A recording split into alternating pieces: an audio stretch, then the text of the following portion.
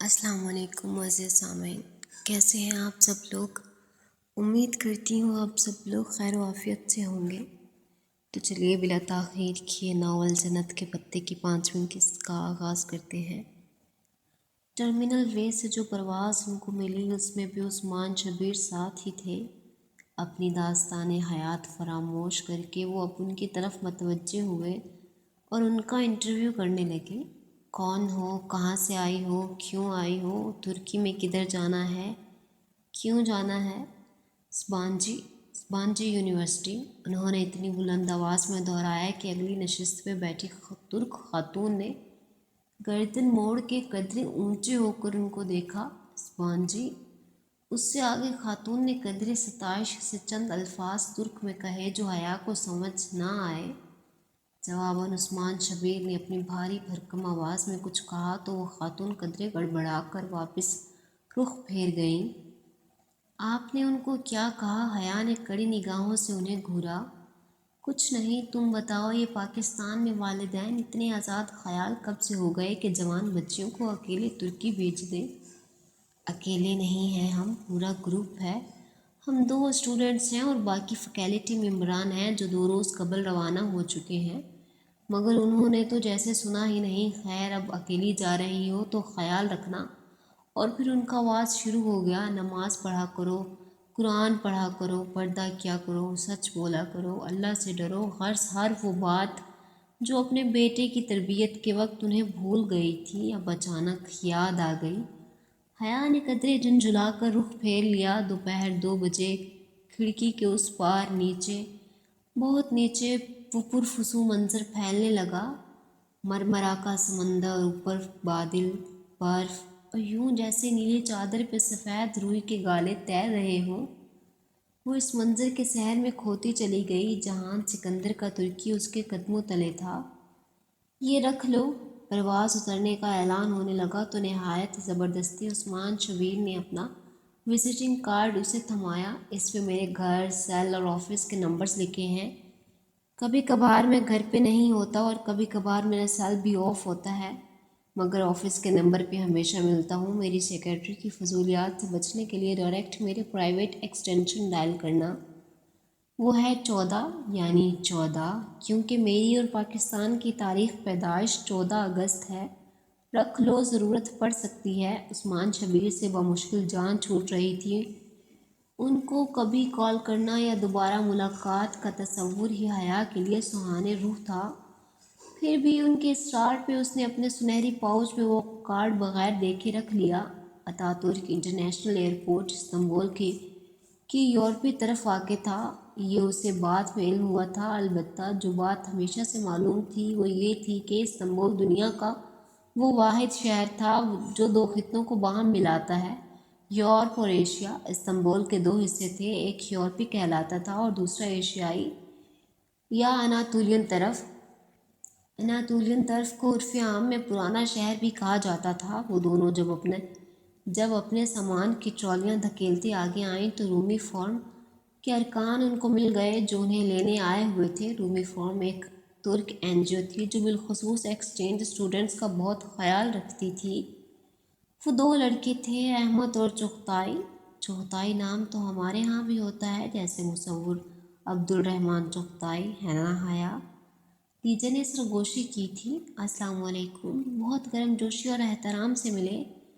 چغتائی نے ان سے بیگز لے لیے۔ آئیے، باہر گاڑی انتظار کر رہی ہے۔ چغتائی برادرز، پلیز پانی پلا دیں، بہت پیاس لگی ہے۔ حیا کی طرح ڈی جے بھی پیاس سے بے حال تھی۔ چغتائی نے سر اس بات میں ہلایا اور احمد کے ساتھ سامان اٹھانے لگا، پھر وہ دونوں ان کے آگے چلتے ہوئے باہر کی طرف بڑھ گئے۔ بے حد مہمان نواز قوم کے اس سپوت نے ان کو پانی کیوں نہیں پلوایا؟ یہ معمہ وہ ساری زندگی حل نہیں کر سکی۔ قومی امکان یہ تھا کہ چغتائی کی انگریزی کمزور تھی جس کے باعث وہ ان کا مدعا سمجھ نہیں پایا تھا۔ باہر نکلنے سے قبل انہوں نے اپنی رقم ترک لیرہ اور یوروز میں تبدیل کروائی تھی۔ 1 لیرہ پاکستانی 55 روپے کا تھا اور 1 یورو 125 روپے کا۔ 55، 125، 55، 125۔ डीजे ज़ेर-ए-लब करंसी की मालियत का हिसाब लगाती और उनकी कीमत याद करती बाहर आई थी। एयरपोर्ट का दरवाज़ा खुलते ही सर्दी की एक यख बस्ता हड्डियों में घुसती खून मुंजमद करती लहर ने उनका इस्तकबाल किया। चंद लम्हों में हया के होंठ नीले पड़ने लगे। यहाँ मरी और अयूबिया की सर्द तरीन हवा से भी कई गुना ज़्यादा सर्द हवा चल रही थी। हया ने बेख्तियार बाजू सीने पे लपेट लिए। वो ठिठुरने लगी थी। उनका सामान खासी वजनी और बेतहाशा था। वो दोनों लड़के सुरमई रंग की हाईएस में बैग्स रखते रखते हाँफ गए थे। अब वाकई सिर्फ 5 माह के लिए आई हैं? आप वाकई सिर्फ 5 माह के लिए आई हैं? चुगताई ने सादगी से पूछा तो अहमद ने उसे घूर कर मौजू बदल दिया। हमारी रिवायत है कि जो भी अतातुर्क एयरपोर्ट से इस्तांबुल आता है, हम उसे सबसे पहले सुल्तान अबू अय्यूब अंसारी के मज़ार पे लेकर जाते हैं। उससे उसका तुर्की में क़याम अच्छा गुजरता है। अहमद कहकर बैग गाड़ी में रखने लगा तो डीजे ने सरगोशी की। मगर हया, ये तो तोहम परस्ती और शिर्क। उसने ज़ोर से खोनी मार के डीजे को खामोश करवाया। फिर अंदर बैठते हुए दबी आवाज़ में घुरका, मेज़बानों से इस सर्दी में बहस करोगी तो वो तुम्हें यहीं छोड़कर चले जाएंगे पागल। सुबह तक मुंजमद होकर पड़ी होगी और आइंदा तुर्की आने वाले सबसे पहले तुम्हारे मुंजमद मुजस्मे की ज़ियारत किया करेंगे। अहमद की टूटी फूटी अंग्रेज़ी आती थी, सो वो सारा रास्ता गर्दोपेश के मुतल्लिक बताता रहा। हया को इस सफ़रनामे से दिलचस्पी ना थी, सो रुख फेर एक खिड़की से बाहर देखने लगी। वो जो अमरीकी फिल्मों वाली बुलंद वाला इमारतों के आस लगाए बैठी थी, कदरे मायूस हुई, क्योंकि इस्तांबुल शुरू में तो यूँ लगा जैसे इस्लामाबाद हो, मगर आहिस्ता आहिस्ता गौर करने पे महसूस हुआ कि नहीं, वो वाकई यूरोप था। दुकानों के चमकते शीशे, साफ सड़कें, मगरबी लिबास में फिरते लोग, दुकानों की छतों और दरख्तों के ऊपर पड़ी बर्फ़ और सड़क के किनारे बिछी बर्फ़ की तहें, गोया सफ़ेद घास। अजीब बात ये थी कि इस कहर और सर्दी में भी तुर्क लड़कियां बड़े मज़े से मिनी स्कर्ट्स में मलबूस इधर उधर घूम रही थीं। खुदा करे आज रात बर्फ़ न पड़े। चुगताई ने मोड़ काटते हुए एक पुरतशवीश निगाह बाहर फैली बर्फ़ जार पे डाली। आह, खुदा करे रात वाकई बर्फ़ न पड़े, अहमद ने तायीद की। हया और डीजे ने एक दूसरे को देखा और फिर डीजे की हंसी। डीजे आहिस्ता से उर्दू में बुड़बुड़ाई, ऐवी ना पड़े, खुद तो बर्फ़बारी देख देख के कुता चुके हैं, हमें तो देखने दें। अल्लाह करे रात बर्फ़ ज़रूर पड़े, आमीन सुम्मा आमीन। हया ने दिल में उसकी तायीद की। विंड स्क्रीन के उस पार यूरोपियन शहर का इख्तिताम दिखाई दे रहा था। आगे नीला समंदर बह रहा था और उसके दूसरी तरफ इस्तांबुल का एशियाई हिस्सा आबाद था। दोनों हिस्सों को एक अजीमुशान पुल ने जोड़ रखा था, दो खित्तों का मिलाप, दो तहजीबों का संगम। मरमरा के समंदर का जो हिस्सा इस्तांबुल के दरमियान से गुजरता उसे बॉस्फोरस का समंदर कहा जाता था। इस पुल का नाम भी बॉस्फोरस ब्रिज है, अहमद बताने लगा। मगर हम तो मिज़ार पे जा रहे थे जो कि यूरोपियन हिस्से में ही है। फिर पुल अबूर करने का मकसद? करीब आते पुल को देखकर हया ने हैरत से पूछा, क्योंकि पुल के उस तरफ अनातोलियन शहर था। हमने पुल अबूर नहीं करना, इसके करीब से किसी को उठाना है। हम दोनों यहाँ से चले जाएंगे, आगे मिज़ार तक आपको उसी ने लेकर जाना है। चुगताई ने गाड़ी एक तरफ रोक दी। अहमद अब ब्लॉक खोल कर बाहर निकल रहा था। हया ने इस खूबसूरत और ऊंचे पुल को देखा और सोचा कि कितने बरस वो इस पुल पर से गुजरा होगा। कितनी दफ़ा उसने बॉस्फोरस ब्रिज के नीले पानियों पे चांद की परियों का रक्स देखा होगा। जब वो उससे मिलेगी तो क्या उसकी आंखों में इस्तांबुल की सफ़ेद घास से बर्फ़ जमी होगी या मरमरा के पानियों का जोश होगा? और क्या वो कभी उससे मिल पाएगी? इस ख्याल पे उसका दिल जैसे मरमरा के समंदर में डूब कर किसी लटी पटी कश्ती की तरह होले से उभरा था। खिड़की के उस पार से एक दराज कद लड़की कार की तरफ चली आ रही थी, जिसके गिर्द स्कार्फ लपेटे, ब्लू जीन्स के ऊपर घुटनों तक आता सफ़ेद कोट पहने, वो कोट की जेबों में हाथ डाले सर झुकाए चलती आ रही थी। اس کی رنگت استنبول کے سورج کی طرح سنہری اور آنکھیں بوجھل بادلوں کی مانند سرمئی تھیں۔ وہ لڑکی ان دونوں ترک لڑکوں کے پاس پہنچی اور مسکراتے ہوئے چغتائی کے ہاتھ سے چابی لی۔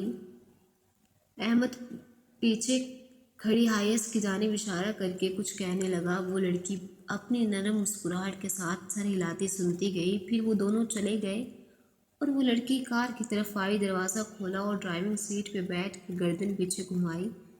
السلام علیکم، اور ترکی میں خوش آمدید۔ اس کی انگریزی اور اس انداز بے حد نرم تھا۔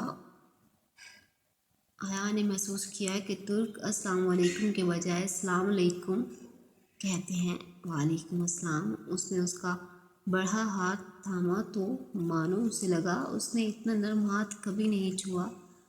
وہ ہاتھ نہیں، گویا مکھن کا ٹکڑا تھا۔ میرا نام ہالے نور ہے، میرا تعلق رومی فارم سے ہے۔ میں سانجی سے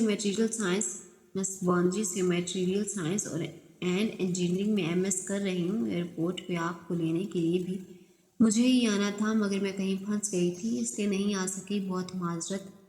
اس نے کار واپس موڑ دی۔ حیا سلیمان، خدیجہ رانا۔ ان کے تعارف کو حالے نور نے اپنی مسکراہٹ کے ساتھ سنا اور سر اس بات میں ہلایا۔ وہ واقعی نور کا حالہ تھی، دھلی ہوئی چاندنی۔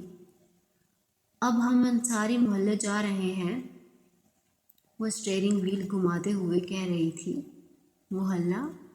اردو والا محلہ؟ حیا، ٹی جے نے دھیرے سے سرگوشی کی۔ شاید تبھی تو کہتے ہیں کہ اردو ترک سے نکلی ہے۔ تم نے میٹرک میں اردو زبان کے مضمون میں اس فکرے کا رٹا نہیں لگایا تھا کہ لفظ اردو ترک زبان سے نکلا ہے جس کے معنی لشکر کے ہیں؟ ڈی جے نے چہک کر فکرہ مکمل کیا۔ ایوب سلطان جامع کی بیرونی بازار کا نام ہے انصاری محلہ۔ بے حد رش، بہت سے لوگ اور ہر سو اڑتے جگتے کبوتر، اور تینوں لوگوں کے درمیان بمشکل راستہ بناتی مسجد کے احاطے تک پہنچی تھیں۔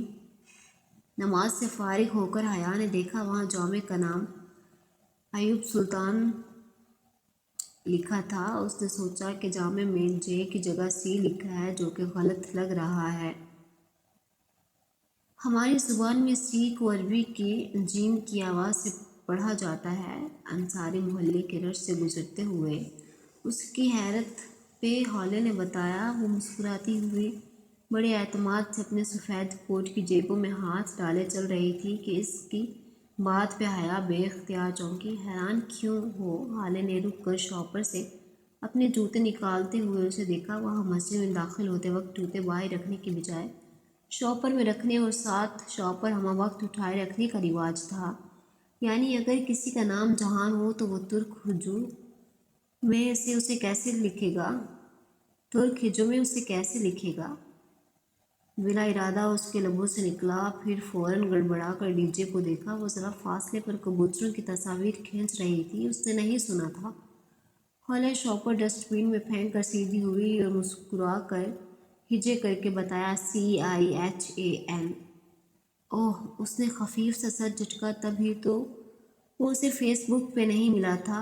وہ اس کو جہان JIHAN لکھ کر ڈھونڈتی رہی، مگر وہ تو اپنے نام کو CHIAN لکھتا ہوگا۔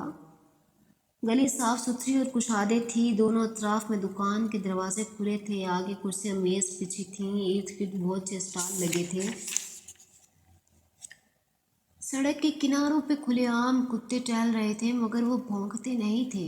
حیا کو بھوک لگ رہی تھی اور وہ اب اس سفر نامے سے بور ہونے لگی تھی۔ بمشکل وہ تینوں اس رش بھرے محلے سے نکلی۔ ایکسچینج اسٹوڈنٹس کو ان کا پہلا کھانا ایک ترک میزبان خاندان دیا کرتا تھا، وہ بھی، اور ابھی ہم اس میزبان خاندان کے گھر جا رہے ہیں۔ جب وہ کار میں باسفورس پل پر سے گزری تھی تو حالے نے بتایا۔ کھانے کا سن کر اس پہ چھائی بیزاری ذرا کم ہوئی۔ میزبان خاندان کا گھر استنبول کے ایک پوش علاقے میں واقع تھا۔ کشادہ سڑک، خوبصورت بنگلوں کی قطار، اور بنگلوں کے سامنے سبزے پہ جمی برف۔ ان کا اسکالرشپ کوآرڈینیٹر نے چند باتیں انہیں ذہن نشین کرا دی تھیں کہ ترکی میں جوتے گھر سے باہر اتارتے ہیں، گھاس پہ نہیں چلنا، اور ملاقات کے وقت ترک خاندان کے بڑے ہاتھ کو چومنا ہے، اس کی ضرورت نہیں تھی، وہ تکلف کو رہنے دو، اس تکلف کو رہنے دو۔ ان دونوں نے گھر کے داخلی دروازے کے باہر بچھے میچ پہ جوتے اتارے تو اندر سے آتی وہ مشفق اور معمر خاتون پیار بھری خفگی سے بولی تھی، پہلے دن کوئی اصول نہیں ہوتے، السلام علیکم اور ترکی میں خوش آمدید، آپ کے اصولوں کی پاسداری میں ہمارے لیے فخر ہے۔ حیا نے مسکراتے ہوئے ان کا ہاتھ تھاما اور سر جھکا کے ان کے ہاتھ کی پشت کو لبوں سے لگایا۔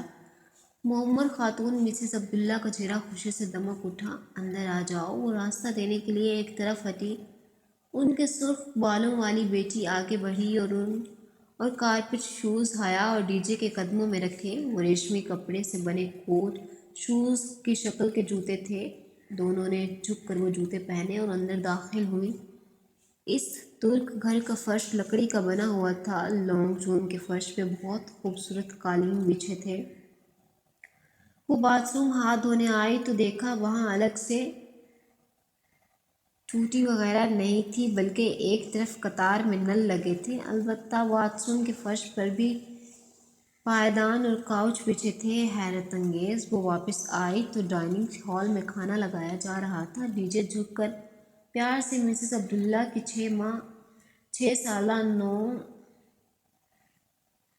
6 سالہ نواسی عروہ سے کچھ کہہ رہی تھی۔ وہ 3 خواتین پر مشتمل چھوٹا سا کنبہ تھا اور چونکہ وہ 2 لڑکیاں تھیں، سو حالے نے ایسے ترک خاندان کا چناؤ کیا جس میں کوئی مرد نہ ہو۔ اسی پل مسز عبداللہ سوپ کا بڑا پیالہ اٹھائے آئیں۔ حالے ان کی مستعدی سے مدد کروا رہی تھی۔ تم کیا کر رہی تھی؟ تمہارا یہاں کوئی رشتہ دار بھی ہے؟ انہوں نے سوپ کا ڈونگا میز پہ رکھا۔ حیا نے ایک نظر اس ملغوبے کو دیکھا۔ جی، میری پھپھو ہیں ادھر، وہ سوپ کو دیدہ زیب نگاہوں سے دیکھتے ہوئے بولی۔ کدھر رہتی ہیں؟ ادھر۔ اس نے پرس سے وہ کاغذ نکال کر حالے کو تھمایا۔ حالے نے ایک نظر اس کاغذ کو دیکھا اور پھر اس بات میں سر ہلا دیا، کل ملواؤں گی تمہیں ان سے، کھانا شروع کرو۔ اس نے کاغذ واپس حیا کی جانب بڑھا دیا۔ ڈی جے، ہم واقعی ترکی میں بھوک مریں گے، اس ملغوبے کی شکل تو دیکھو، مجھے تو پھر سے متلی ہو رہی ہے۔ حیا جبراً مسکراتے ہوئے ہولے سے اردو میں بولی۔ مسز عبداللہ نے نہ سمجھی سے اسے دیکھا۔ یہ کہہ رہی ہے کہ ان خواتین کا خلوص اسے شرمندہ کر رہا ہے۔ ڈی جے نے جلدی سے ترجمانی کرتے ہوئے میز کے نیچے سے ان کا پیر زور سے کچلا۔ اوہ شکریہ، مسز عبداللہ مسکرا کر کھانا پیش کرنے لگی۔ سوپ دراصل سرخ مسور کی دال کا شوربہ تھا اور اردو جیسی ترک میں اسے چوربا کہتے تھے۔ وہ ذائقے میں شکل سے بڑھ کر بد مزہ تھا۔ چند لمحوں بعد وہ دونوں پاکستان ایکسچینج اسٹوڈنٹس کی برداشت جواب دینے لگی۔ حیا، مجھے الٹی آنے والی ہے اور میں مرنے کے قریب ہوں۔ وہ بدقت مسکراہٹ چہرے پہ صدائے چمچہ بھر رہی تھی۔ ترک خواتین بہت مرغوبیت سے سوپ پی رہی تھیں۔ چوربا ختم ہوا تو کھانا آ گیا، وہ اس سے بھی بڑھ کر بد مزہ، ایک چاولوں کا پلاؤ۔ پاکستان میں پلاؤ کو پے کے اوپر پیش کے ساتھ بولا جاتا ہے، مگر یہاں اسے پے کے تلے زیر کے ساتھ بولا جاتا ہے، یعنی پلاؤ شکل میں ابلے چاولوں سے مختلف نہ تھا، ساتھ چنے کا سالن اور مرغی کی گریوی تھی جو کہ منچورین کی طرح دکھتی تھی۔ وہ 1.5 دن کی بھوکی تھی اور اوپر سے یہ بد مزہ کھانے مزید حالت خراب کر رہے تھے۔ وہی ترک خواتین ہی کھا رہی تھیں۔ پلاؤ کا پیالہ بھی ختم ہو چکا تھا اور ہم پاکستانی میزبانوں کے برعکس وہ اسے دوبارہ بھرنے کے لیے دوڑی نہیں تھی۔ وجہ ان کے خلوص کی کمی نہ تھی، بلکہ شاید یہی ان کا طریقہ تھا کہ پیالہ ایک ہی دفعہ بھر کر رکھا جاتا ہے۔ خدیجہ، تمہاری دوست مجھے کچھ پریشان سی لگ رہی ہے، خیریت؟ مسز عبداللہ نے پوچھ ہی لیا۔ ڈی جے نے گڑبڑا کر اسے دیکھا۔ سب کھانے سے ہاتھ روک کر اسے دیکھنے لگے۔ حیا نے میز تلے آہستہ سے اپنا پاؤں ڈی جے کے پاؤں پہ رکھا۔ فیملی فرنٹ کی ماں، کوئی معقول وجہ بتاؤ ان کو۔ نہیں، وہ دراصل حیا بہت ڈرپوک ہے، اسے اسٹریٹ کرائم سے بہت ڈر لگتا ہے۔ وہ یہ پہلی دفعہ اکیلی یورپ آئی ہے تو یہ پوچھ رہی ہے کہ کہیں استنبول میں ہمارا آرگنائزڈ کرمنل سے تو وابستہ نہیں پڑے گا۔ حیا خفت سے سر جھکائے لب کاٹتی رہی۔ وہ خالی ہاتھ ان کے گھر آئی تھی اور انہوں نے میز بھر دی تھی، پھر بھی اس کے نخرے ختم ہونے میں نہیں آ رہے تھے۔ اسے بے حد پچھتاوا ہوا۔ وہ بات سنبھالنے پہ ڈی جے کے بے حد ممنون تھی۔ قطعاً نہیں، استنبول بہت محفوظ شہر ہے۔ سرخ بالوں والی لڑکی رسان سے بولی، یہاں کوئی پولیس ایسے لوگوں کو کھلے عام پھرنے نہیں دیتی۔ بالکل، استنبول میں قانون کی بہت پاسداری کی جاتی ہے، ہالے نے تائید کی۔ مسز عبداللہ خاموشی سے سنتی رہیں۔ ان کے چہرے پہ کچھ ایسا تھا کہ حیا انہیں دیکھے گئی۔ جب ہالے نور استنبول کی شان میں ایک لمبا سا قصیدہ پڑھ کر فارغ ہوئی تو مسز عبداللہ نے ایک گہری سانس لی۔ خدا کرے تمہارا رابطہ کبھی عبدالرحمن پاشا سے نہ پڑے۔ حیا نے دھیرے سے کانٹا واپس پلیٹ میں رکھا۔ ایک دم پورے ہال میں اتنا سناٹا چھا گیا تھا کہ کانٹے کی کانچ سے ٹکرانے کی آواز سب نے سنی۔ کون پاشا؟ ٹی جے نے الجھ کر مسز عبداللہ کو دیکھا۔ وہ بمبئی کا ایک اسمگلر ہے، یورپ سے ایشیا اسلحہ اسمگل کرتا ہے۔ استنبول میں اگر چڑیا کا بچہ بھی لاپتہ ہو جائے تو اس میں پاشا کا ہاتھ ہوتا ہے۔ بوسفورس کے سمندر میں ایک جزیرہ ہے، بیوکدا۔ اس جزیرے پہ اس مافیا کا راج ہے اور میری موم کو خواب بہت آتے ہیں۔ ان کی بیٹی نے خفگی سے ان کو دیکھا۔ یہ لڑکیاں سمجھتی ہیں میری عقل میرا ساتھ چھوڑنے لگی ہے۔ بالکل ٹھیک سمجھتی ہیں، اور ایکسچینج اسٹوڈنٹس کان کھول کر سن لو۔ حالے نے قدرے تل ملا کر مداخلت کی۔ استنبول میں ایسا کوئی کرائم سین نہیں ہے، یہ سب گھریلو عورتوں کے افسانے ہیں، یہاں کوئی بھارتی اسمگلر نہیں ہے۔ دونوں ترک لڑکیاں اپنے بات ختم کر کے اب سویٹ ڈش کی طرف متوجہ ہو چکی تھیں۔ خدیجہ بھی ان کی باتوں پہ مطمئن ہو کر شکر پارے کھانے لگی، مگر حیا کے حلق میں وہ بہت میٹھے سے شکر پارے کہیں اٹک گئے تھے۔ ابو ظہبی انٹرنیشنل ایئرپورٹ پہ اس نے اس حبشی کے منہ سے پاشا کا نام سنا تھا۔ وہ نہایت مزمحل سا اپنی بیوی سے عربی میں بات کر رہا تھا، اپنے بیٹے کا علاج کا ذکر، مگر ہو سکتا ہے کہ وہ کسی اور پاشا کے کام کا ذکر کر رہا ہو۔ وہ واقعی ترک گھریلو عورتوں کے افسانے کا مرکز پاشا کا کوئی وجود نہ ہو۔ الوداعی لمحات میں جب باقی سب آگے نکل چکے تو مسز عبداللہ نے دھیرے سے حیا کے قریب سرگوشی کی۔ یہ لڑکیاں استنبول کی برائی نہیں سن سکتی، تمہیں اس لیے بتایا کہ تم کرائم سے ڈرتی ہو اور خوبصورت بھی ہو۔ خوبصورت لڑکیوں پہ عموماً ایسے لوگ نظر رکھتے ہیں۔ حیا نے چونک کر انہیں دیکھا۔ ان کی جھریوں زدہ چہرے پہ سچائی بکھری تھی۔ وہ واقعی اپنا وجود رکھتا ہے۔ وہ بالکل سن سی ہوئی انہیں دیکھے گئی۔ کیا افواہوں کا خوف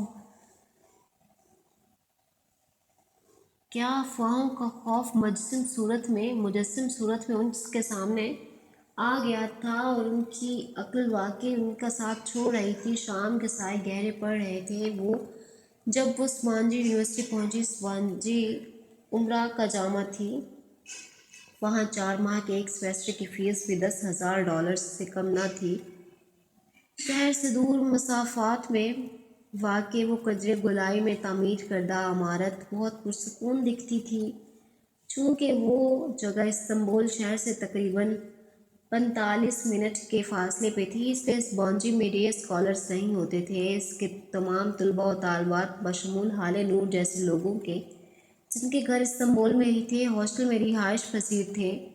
یونیورسٹی کی عمارت سے دور برف سے ڈھکے میدانوں میں ایک جگہ تھوڑے تھوڑے فاصلے پہ اونچی عمارتیں تھیں۔ وہ ان کے رہائشی روم بلاکس تھے۔ انگریزی حرف ایل کی صورت کھڑی 3 منزلہ عمارتیں، جن کے کمروں کے آگے بالکونیاں بنی تھیں۔ 6 کمرے ایل کی ایک لکیر پہ تھے اور دوسرے 6 لکیر پر تھے۔ تمہارا کمرہ وہ دوسری منزل پہ ہے، حالے نے اس کا سامان گاڑی سے نکالتے ہوئے بتایا۔ حیا اور ڈی جے دوسرا بیگ گھسیٹ کے لا رہی تھیں۔ ایل کی شکل کا روم بلاک، جس کو حالے B1 کہہ رہی تھی، اس کے باہر گولائی میں چکر کھاتی سیڑھیاں کھلے آسمان تلے بنی تھیں جو اوپر تک لے جاتی تھیں۔ لوہے کھین سیڑھیوں کے ہر 2 زینوں کے درمیان خلا تھا اور زینوں پہ برف کی موٹی تہہ تھی۔ ذرا پاؤں پھسلے اور آپ کی ٹانگ اس گیپ سے نیچے پھسل جائے، وہ تینوں گرتی پڑتی بمشکل حیا کا سامان اوپر لائی۔ کمرہ تو اچھا تھا، ہم یہاں رہیں گے۔ حیا نے حالے کی تھمائی چابی پہ डोरमाइट्री का दरवाज़ा धकेला तो बेख्तियार लबों से निकला, हमें नहीं, सिर्फ तुम, क्योंकि खदीजे का ब्लॉक B2 है जो सामने है। उसने उंगली से 2 बर्फीले मैदान में बनी इमारत की जानिब इशारा किया। क्या मतलब, मैं इधर अकेली? वो दंग रह गई। बाद में तुम बदलवा सकती हो, रूम ऑफिसर से कहकर। अभी तुम आराम करो। हर कमरे में 4 स्टूडेंट्स होते हैं। हर स्टूडेंट्स की टेलीफोन एक्सटेंशन उसकी मेज़ पे होती है। आजकल छुट्टियां हैं, अक्सर तालिब इल्म अपने घर गए हुए हैं। तुम्हारा कमरा खाली है, मगर तुम जाकर अपने बेड पर ही सोना। तुर्क लड़कियों के बिस्तर पे कोई सो जाए तो वो बुरा मानती हैं। कोई मसला हो तो मेरा रूम ब्लॉक B4 में है। ओके, मुस्कुरा कर वो बोली तो हया ने सर हिला दिया। डीजे ने बेचारगी से उसे देखा और हाले के हमरा सीढ़ियाँ उतरने लगी। हाले, सुनो, इस इमारत के पीछे क्या है? किसी ख्याल के तहत उसने पुकारा। हाले मुस्कुरा कर पलटी और बोली, जंगल। फिर वो दोनों सीने उतरने लगी। हया एक झुरझुरी लेकर पलटी और अंदर कमरे में कदम रख दिया। कमरा खूबसूरती से आरास्ता था। हर दीवार के पीछे एक डबल स्टोरी बंक रखा था। अमूमन ऐसे बंक्स में नीचे एक बेडरूम और ऊपर भी एक बेड होता है, मगर इसमें नीचे बड़ी सी राइटिंग टेबल बनी थी। उसके साथ ही लकड़ी की सीढ़ी ऊपर जाती, जहाँ एक आरामदेह बेड था। मेज़ पे टेलीफोन रखा था। वो चारों बंक्स को देखती, अपने नाम की मेज़ की कुर्सी खींच कर नढाल सी बैठ गई। वो एक थका देने वाला दिन साबित हुआ था, मगर अभी वो थकन की बजाय अजीब सी उदासी में घिरी थी। गैर मुल्क, गैर खित्ता, गैर जगह और तन्हा कमरा जिसके पीछे जंगल था। उसे जाने क्यों बेचैनी होने लगी। वो फ्रेश होने के लिए उठी और दरवाजे की तरफ बढ़ी ताकि बाहर कहीं बाथरूम ढूंढे। अभी वो उसने दरवाज़ा खोला ही था कि 2 कमरे छोड़कर एक कमरे का दरवाज़ा खुला और उसमें से एक लड़का बैग उठाए निकला। उसने जल्दी से दरवाज़ा बंद किया और फिर मकफल कर दिया। गर्ल्स हॉस्टल में लड़का अगर पाकिस्तान में होती तो यकीनन यही सोचती, मगर ये बात उस बांझी की प्रोस्पेक्ट में पड़ चुकी थी कि वो मखलूत हॉस्टल था। अलबत्ता एक कमरे के अंदर सिर्फ एक सिंफ वाले अफराद ही रह सकते हैं। वो बददिल सी होकर वापस कुर्सी पे आ बैठी। सामने वाली दीवार पे एक सफ़ेद और स्याह तस्वीर आवेजा थी। पेंसिल से बनाया गया वो खाका एक कुल्हाड़े का था जिसके फल से खून की बूंदें गिर रही थी। खाका बेरंग था, मगर खून के कतरों को बेहद शौक सुर्ख रंग से बनाया गया था। उसने झुरझुरी लेकर दूसरी दीवार को देखा।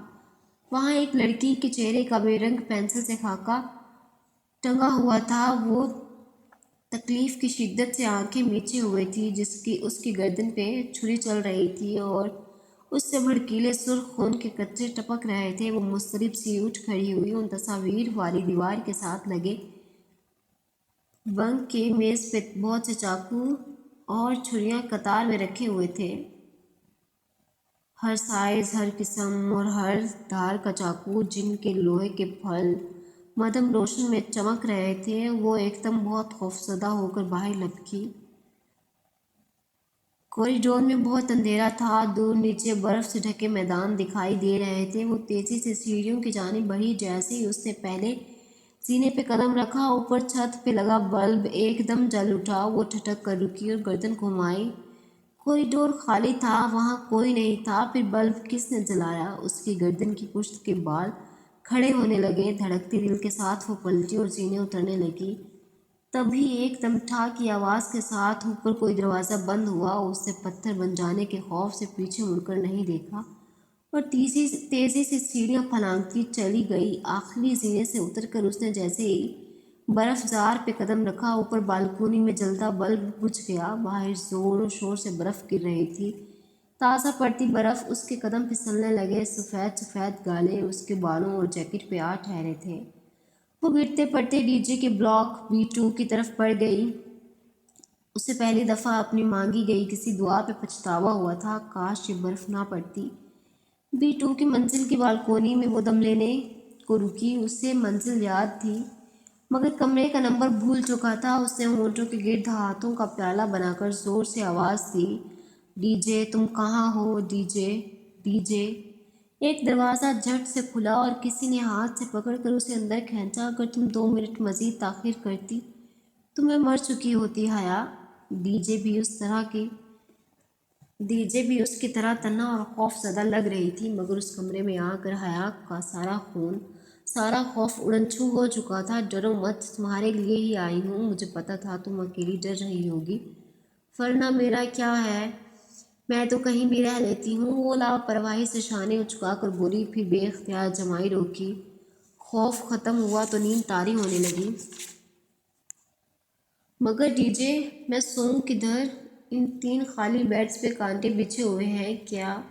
مگر حالے نے کہا تو ترک لڑکیاں، فی الحال جہاں نہ حالے ہے نہ ہی ترک لڑکیاں، مگر اللہ تو دیکھ رہا ہے۔ غیر ملک میں اس کا سویا ہوا خوف خدا جاگ اٹھا تھا، اور مجھے امید ہے کہ اللہ تعالیٰ حالے کو پتہ نہیں لگنے دے گا۔ اب بستر پہ گھسو اور سو جاؤ، خدا جانے مجھے کس پاگل کتے نے کاٹا ہے جو ترکی آ گئی، آگے جھیل پیچھے جنگل اور اتنی وحشت۔ نیچے کمبل میں لیٹے بڑبڑائے جا رہی تھی نیند سے، تو وہ بھی بے حال ہونے لگی تھی، سو ڈی جے کے قریبی بنک کی سیڑھیاں پھلانگ کر اوپر کمبل میں لیٹ گئی حیا۔ وہ کچی نیند میں تھی اور ڈی جے نے اسے پکارا، اس کی پلکیں اتنی بوجھل تھیں کہ انہیں کھول نہیں پا رہی تھی۔ سامنے والے کمرے میں بڑے ہینڈسم لڑکے رہتے ہیں، میں نے انہیں کمرے میں جاتے دیکھا ہے۔ اچھا، اس کا ذہن غنودگی میں ڈوب رہا تھا۔ اور سنو، وہ پلاؤ اتنا برا بھی نہیں تھا، ہمیں صرف سفر کی تھکاوٹ کے باعث برا لگا۔ اور سنو، مگر ڈی جے کی بات مکمل ہونے سے قبل ہی وہ سو چکی تھی۔ دروازے پہ مدھم سی دستک ہوئی تو وہ سرعت سے کرسی سے اٹھی، ایک نظر سوتی ڈی جے پہ ڈالی، دوسری اپنے زیر لب استعمال بنک پہ جو دوبارہ سے بنا سلوٹ اور شکن کے بنایا جا چکا تھا، اور جس پہ ترک لڑکیوں کے اعتماد کے خون کیے جانے کی کوئی نشانی باقی نہ تھی، اور دروازہ کھول دیا۔ السلام علیکم ایکسچینج اسٹوڈنٹس۔ حالے نور حشاش بشاش سے مسکراتی کھڑی تھی، وہ یوں تھی گویا دھلی ہوئی چاندنی، سیاہ اسکارف چہرے کے گرد لپیٹے، ہلکی سبز لمبی جیکٹ تلے سفید جینز پہنے، شانے پہ بیگ اور ہاتھ میں چابیوں کا گچھا پکڑے وہ پوری تیاری کے ساتھ آئی تھی۔ وعلیکم السلام، آؤ حالے، میں تمہارے روم میں گئی تھی مگر تم ادھر نہیں تھی، اس نے اندازہ کیا کہ تم یہیں ہوگی۔ حالے نے اپنا بیگ میز پہ رکھا اور کرسی کھینچ کے نفاست سے بیٹھی۔ ہاں میں صبح ہی ادھر آ گئی تھی، ڈی جے کی یاد آ رہی تھی، خدیجہ سو رہی ہے۔ حالے نے گردن اونچی کر کے اوپر دیکھا، جہاں ڈی جے 2 موٹے کمبل کی صورت خود پہ ڈالے سو رہی تھی۔ ہاں، اور شاید دیر تک سوتی رہے۔ اوہ، میں نے سوچا کہ تمہارے فون رجسٹرڈ کروانے چلے آج۔ ترکی میں غیر ملکی فون پہ ترک سم کارڈ 1 ہفتے کے بعد بلاک ہو جاتا ہے۔ ہاں بالکل، تم لوگ جاؤ اور میرا فون بھی لے جاؤ، میں ابھی 2 گھنٹے مزید سوؤں گی۔ کمروں کے اندر سے آواز آئی تو حالے مسکرا دی، مسکراتے ہوئے اس کی چمکتی سرمئی آنکھیں چھوٹی ہو جاتی تھیں۔ چلو حیا، ہم دونوں چلتے ہیں۔ وہ دونوں ساتھ کھڑی ہو گئیں۔ حیا صبح اپنے کمرے میں جا کر فریش ہو آئی تھی، ابھی وہ سیاہ چوڑی دار پاجامے اور ٹخنوں تک آتی سیاہ لمبی قمیض میں ملبوس تھی، شیفون کا دوپٹہ گردن کے گرد مفلر کی طرح لپیٹے اور اوپر لمبا سیاہ سویٹر پہنے ہوئے تھی جس کے بٹن سامنے سے کھلے تھے۔ کچھ دن میرے خوش قسمت دن ہوتے ہیں جب میرے پاس کار ہوتی ہے، اور کچھ دن بدقسمت دن جب میرے پاس کار نہیں ہوتی، اور آج میرا خوش قسمت دن ہے، حالے نے اٹھتے ہوئے بتایا۔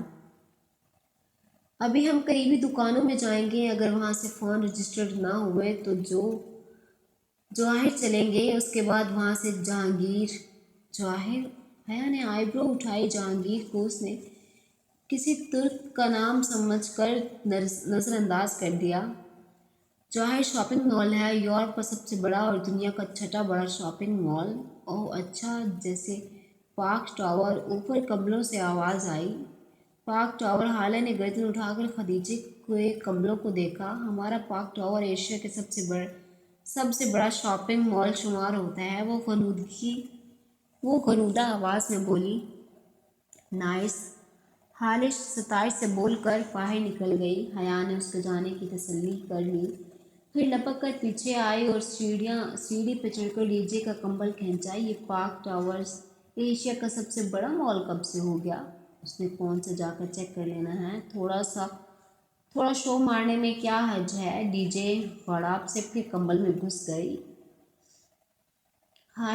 حالے ڈرائیو کرتے ہوئے متاسف سے بار بار معذرت کر رہی تھی، فون رجسٹر نہیں ہو سکتے۔ ایوے کی دکان پہلے تو ملی نہیں، دوسری موبائل کمپنیوں کی دکانیں ہر جگہ تھیں۔ یوں آپ کو زونگ کی دکان کی تلاش ہو اور ہر طرف یو فون کی دکانیں ہوں۔ بمشکل ایک دکان ملی، اس کے مینیجر شاپ بند کر کے جا رہا تھا، لاکھ منتوں پر بھی اس نے دکان نہیں کھولی اور چلا گیا۔ اب حالے مسلسل شرمندگی کا اظہار کر رہی تھی۔ بس کرو حالے، بعد میں ہو جائے گا یہ کام، اب مجھے شرمندہ مت کرو۔ خیر تمہارا دوسرا کام تو کروں، جہانگیر چلتے ہیں۔ حالے نے گہری سانس اندر کھینچی۔ گاڑی سڑک پہ رواں دواں تھی اور کھڑکی کے باہر ہر سو برف دکھائی دے رہی تھی۔ تم ایڈریس دکھاؤ، ہم پہنچنے والے ہیں۔ کدھر؟ حیا نے ناسمجھی سے ڈرائیو کرتی ہوئی حالہ کو دیکھا۔ جہانگیر؟ اور کدھر؟ وہاں کیا ہے؟ تمہاری آنٹی کا گھر۔ کل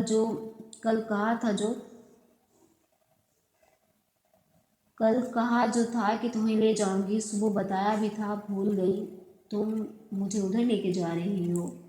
وہ ہکا بکا رہ گئی۔ ہاں نا، اب ایڈریس بتاؤ۔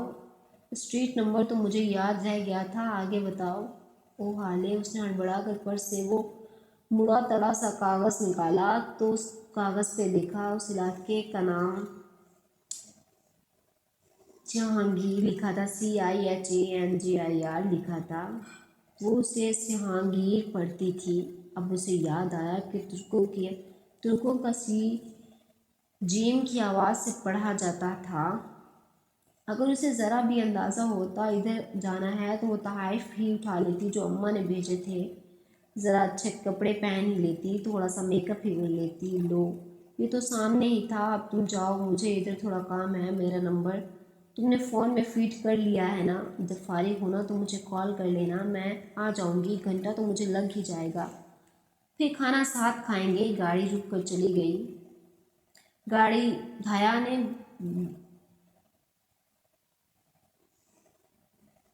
حیا نے بے توجہی سے اس کی ہدایت سنی اور دروازہ کھول کر نیچے اتری۔ اس کے دروازہ بند کرتے ہی حالے گاڑی زن سے بھگا کر لے گئی۔ وہ ایک خوبصورت چھوٹا سا بنگلہ تھا، بیرونی 4 دیواری کی جگہ سفید رنگ کی لکڑی کی باڑ لگی تھی، گیٹ بھی لکڑی کی باڑ کا بنا تھا۔ گیٹ کے پیچھے چھوٹا سا باغیچہ تھا اور اس کے آگے وہ بنگلے کی گلابی چھت مخروطی تھی۔ داخلی دروازہ ذرا اونچا تھا، اس تک چڑھنے کے لیے 2 اسٹیپس بنے تھے۔ اسٹیپس کے دونوں طرف خوش رنگ پھولوں والے گملے رکھے تھے۔ تو یہ تھی وہ چھوٹی سی جنت جس میں وہ رہتا تھا اور جس سے باہر نکلنے کا اس نے کبھی سوچا نہیں تھا۔ وہ گیٹ دھکیل کر بچوں کی روش پہ چلتی ان اسٹیپس تک آئی اور اونچے سفید دروازے پہ سنہری رنگ کی تختی لکھی تھی، سکندر شاہ۔ وہ ترکھجوں میں لکھا نام اس کے پھوپھا کا ہی تھا۔ گھنٹی کی تلاش میں اس نے ادھر ادھر نگاہ دوڑائی۔ اس گھر میں بہت سی لکڑی کی کھڑکیاں بنی تھیں اور شاید کوئی کھڑکی کھلی تھی جس سے مسلسل ایک ٹھک ٹھک کی آواز آ رہی تھی، جیسے کوئی ہتھوڑے یا کلہاڑی کو لکڑی پہ زور سے مار رہا ہو۔ اس نے کپ کپاتی انگلی گھنٹی پہ رکھی اور سنہری ڈور نوب کے چمکتے دھات میں اپنا عکس دیکھا۔ کاجل سے لبریز بڑی بڑی سیاہ آنکھیں، دونوں شانوں پہ پھسل کر نیچے گرتے لمبے بال اور سردی سے سرخ پڑتی ناک، وہ سیاہ لباس میں چینی کی مورت لگ رہی تھی، گھبرائی ہوئی پریشان سی مورت۔ اس نے گھنٹی سے انگلی ہٹائی تو ٹھک ٹھک کی آواز بند ہو گئی۔ چند لمحے بعد لکڑی کے فرش پہ قدموں کی چاپ سنائی دی، کوئی انجان زبان میں بڑبڑاتا دروازہ کھولنے آ رہا تھا۔ وہ لب کاٹتے ہوئے کسی مجرم کی طرح سر جھکائے کھڑی تھی۔ جب دروازہ کھلا، چوکھٹ پہ بچھے ڈور میٹ پہ اسے دروازہ کھولنے والے کے ننگے پاؤں دکھائی دیے۔ اس کی نگاہیں دھیرے سے اوپر اٹھتی گئیں۔ بلو جینز اور اوپر گرے سویٹر میں ملبوس وہ ایک ہاتھ میں ہتھوڑی پکڑے کھڑا تھا۔ سویٹر کی آستینیں اس نے کونیوں تک موڑ رکھی تھیں اور اس کی کسرتی بازو جھلک رہے تھے۔ حیا نے دھیرے سے چہرہ اٹھا کر اسے دیکھا۔ اس کا سانس لمحے بھر کو ساکت ہوا تھا، وہ ویسا ہی تھا جیسے اپنے بچپن کی تصاویر میں لگتا۔ لگا کرتا تھا، وہی بھورے مائل بال جو بہت اسٹائلش انداز میں ماتھے پہ گرتے تھے، پرکشش آنکھیں، اٹھی ہوئی مغرور ناک، سنہری رنگت کے تیکھے نقوش۔ وہ ماتھے پہ تیوری لیے آنکھیں سکیڑے اسے دیکھ رہا تھا۔ بلا شبہ وہ بہت ہینڈسم تھا۔ سن کم سن اس نے ترک میں کچھ پوچھا۔ سبین سکندر، سبین سکندر کا گھر یہی ہے؟ جی یہی ہے، وہ انگریزی میں بتا کر سوالیہ جانچتی نگاہوں سے اس کا چہرہ دیکھنے لگا۔ اسے لگا وہ باس فورس کے پل پہ ہتھیلیاں پھیلائے کھڑی ہے اور نیلے پانیوں کو چھو کر آتی ہوا اس کے بال پیچھے کو اڑا رہی ہے۔ وہ کسی گہرے خواب کے زیر اثر تھی، حسین خواب کے۔ میں ان کی مہمان ہوں پاکستان۔